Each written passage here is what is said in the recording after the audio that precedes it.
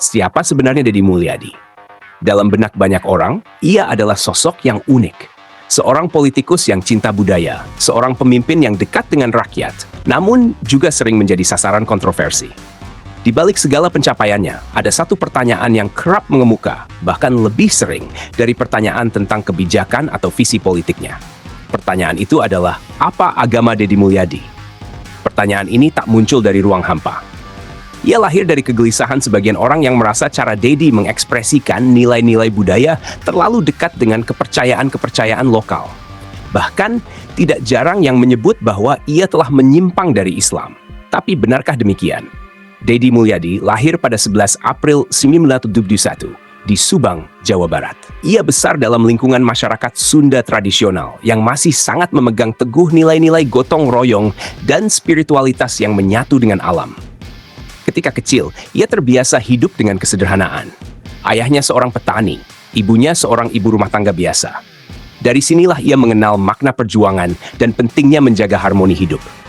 Saat dewasa, Deddy menempuh pendidikan hukum dan mulai aktif di dunia politik. Ia memulai kariernya di Partai Golkar dan mencuat saat menjabat sebagai Bupati Purwakarta dari tahun 2006 hingga 2018. Tapi Deddy bukan sekadar bupati biasa. Ia tampil beda. Ia menggunakan pakaian adat Sunda dalam berbagai kesempatan resmi, mengangkat kembali filosofi-filosofi lokal seperti silih asih, silih asah, silih asu. Bahkan, ia membuat kebijakan di mana PNS harus menggunakan bahasa Sunda setiap hari Rabu dan memakai pakaian adat setiap hari Jumat.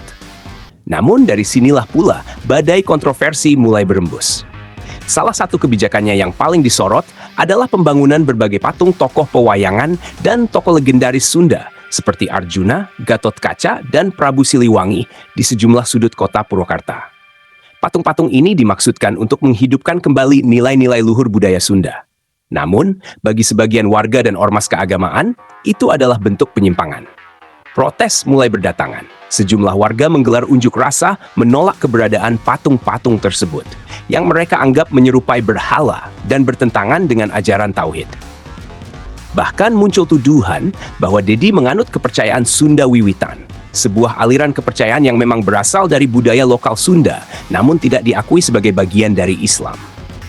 Ketegangan memuncak ketika organisasi Front Pembela Islam, FPI, yang dipimpin oleh Habib Rizik Syihab secara terbuka mengecam Deddy. Dalam salah satu ceramahnya, Habib Rizik menyebut, Deddy Mulyadi adalah pemimpin yang mempopulerkan kemusyrikan. Dia mendirikan patung-patung di tempat umum. Ini adalah bentuk penyesatan terhadap umat. Pernyataan itu viral. Masa FPI bahkan sempat mendatangi Purwakarta, menggelar demonstrasi besar-besaran, dan menuntut agar patung-patung itu dicabut, serta Deddy diberi sanksi.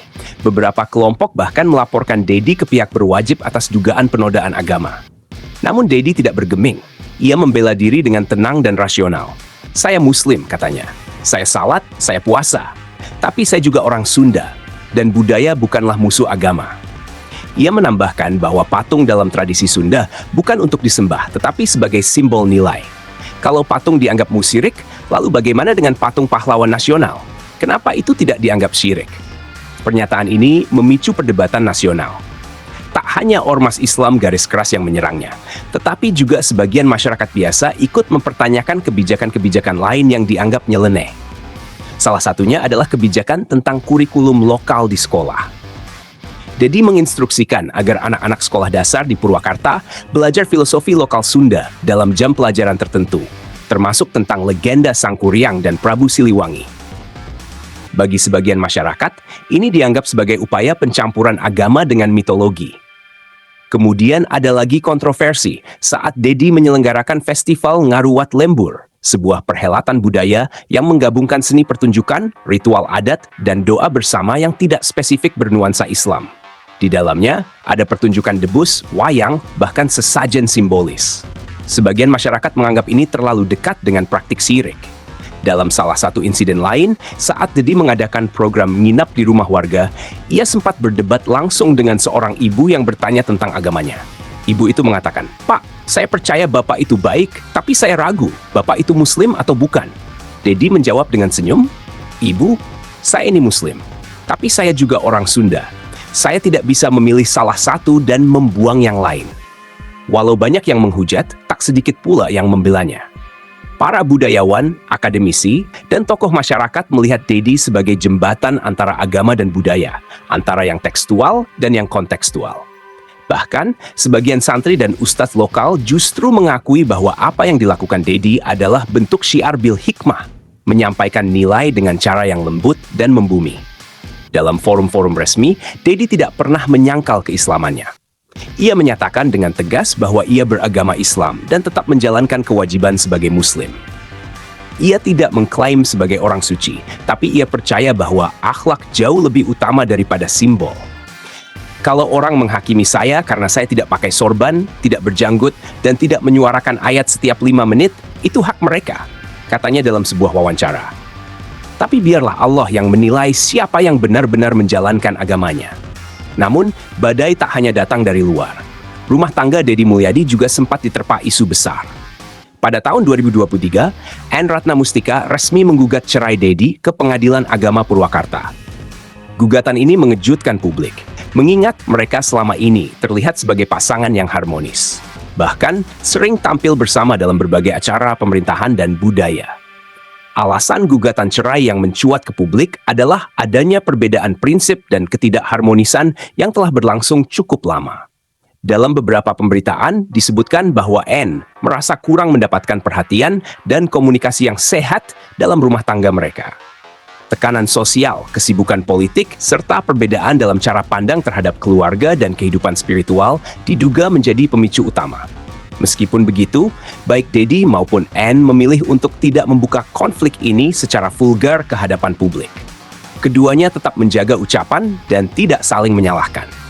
Dalam beberapa kesempatan, Dedi mengatakan bahwa perceraian adalah takdir yang harus diterima dengan lapang dada. Kita berdua sudah berusaha, tapi kadang cinta juga butuh jeda, katanya bijak dalam satu wawancara. Dampak perceraian ini tidak bisa dibilang kecil. Bagi sebagian kalangan, perceraian menjadi sorotan tajam, terutama karena Dedi dikenal sebagai tokoh keluarga yang religius dan memegang nilai tradisional. Isu ini sempat menjadi bahan kampanye negatif lawan politiknya, yang mempertanyakan kemampuan Dedi dalam membina rumah tangga, padahal ia mengatur urusan ribuan orang. Citra publik Dedi pun sempat diuji. Namun menariknya, banyak pula yang justru bersimpati. Masyarakat melihat bagaimana ia tetap bersikap dewasa dan tidak menyerang balik sang mantan istri di ruang publik. Gaya komunikasinya yang tetap santun dan narasi yang membumi membuatnya tetap dipercaya oleh banyak pendukung, terutama kalangan milenial dan masyarakat desa, yang menghargai sikap jujur dan terbuka.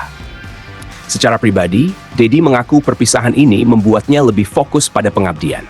Ia lebih sering turun langsung ke lapangan, mengunjungi masyarakat kecil, dan memperkuat program-program budaya serta ekonomi rakyat. Kini, setelah menjabat sebagai Gubernur Jawa Barat, Dedi tetap mempertahankan gaya kepemimpinannya. Ia tetap mengenakan pakaian Sunda, tetap mengunjungi desa-desa terpencil, tetap berbicara tentang cinta tanah air dan cinta budaya. Meski berbagai kontroversi terus membayangi, Dedi memilih jalan damai. Ia tak pernah membalas makian dengan makian. Ia percaya bahwa konflik tidak diselesaikan dengan kebisingan, melainkan dengan keteladanan. Jadi apa agama Dedi Mulyadi? Jawabannya jelas, Islam. Tapi bukan Islam hitam putih. Islam yang merangkul tanah kelahirannya. Islam yang berdamai dengan akar budaya. Islam yang menolak fanatisme dan kekerasan. Islam yang hidup di hati rakyat, bukan hanya di teks.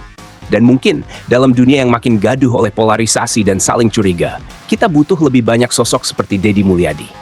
Sosok yang bersedia disalahpahami demi menjembatani cinta dan kebenaran.